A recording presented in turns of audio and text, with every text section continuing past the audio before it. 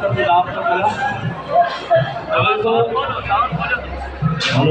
थोरो साउंड वारो गया बात हो जाए शायद चले तो आशिक कान कदे ही को आराम करता वजो दोस्त दर पे रोयो शाम करता कुल कूत जिनजो विजल दिन विंदरा गमन में गुदारन इनन जो गुदरा कुल कूत जिनजो विजल दिन विंदरा गमन में गुदारन इनन जो गुदरा हसद होद हस्ती हराम करता वजो दोस्त दर पे रोयो शाम करता आशिक कान कदे ही को आराम करता। वाह सही वाह वाह।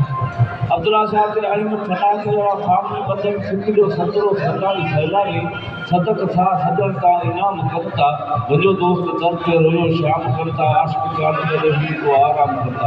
हां साईं जो बोला तो आया बंदर भर में बीठी वाह अज खुशी जो मौक़ो है मुझे मुताबिक ये जो शहर आवाजे नाव कया पियो तो आया बंदर भर में बीठी आते थी अचन पिया घोरू घोरे घोरा ते वेरा गिरती विखुन था।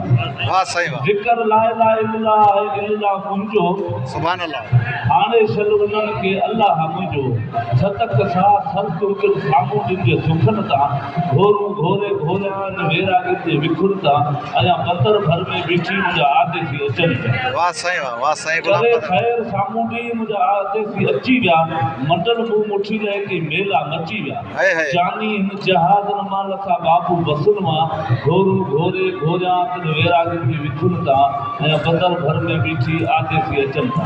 सुभान अल्लाह जेडियूं जो अॼु मूंखे वसूल जो वाधायूं लखे लख करम सां भले क्यों भलायूं। अगरि सूमार जी ख़ुशी वारो मौक़ो आहे अगरि सूमार जो निकिरे जी शादी आहे भाईचे जी शादी आहे त हाथी वेठी बीठो आहे त इन दोस्तनि जे मौज़ू जे मुताबिक़ जेको ॿ टे अखर अल्फाज़ पढ़ां थो छो तो जेडियूं अॼु जो मूंखे वसूल जो वाधायूं लखे लख करम सां भले क्यों भलायूं सुभान अल्लाह वेचारी जा वेरा मरियो अॼु वसन पिया घोरू घोरे घोरा ते वेरा गिरती विखुन था बंदर भर में बीठी आते थी अचनि था। वाह सही वाह।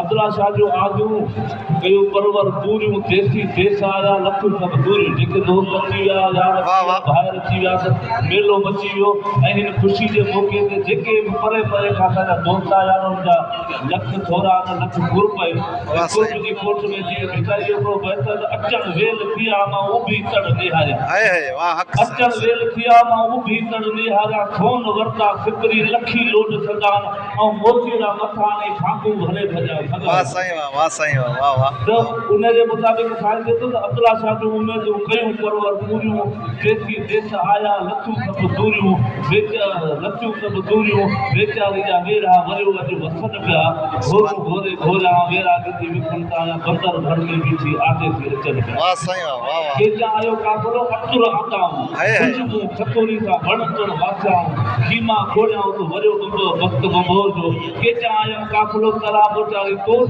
सिंगारियूं सैयद चए कराम था कोट लख लहे थी लोड दीजा खपिन जतन। सुभान अल्लाह। लख महिरबानियूं अस्सलाम।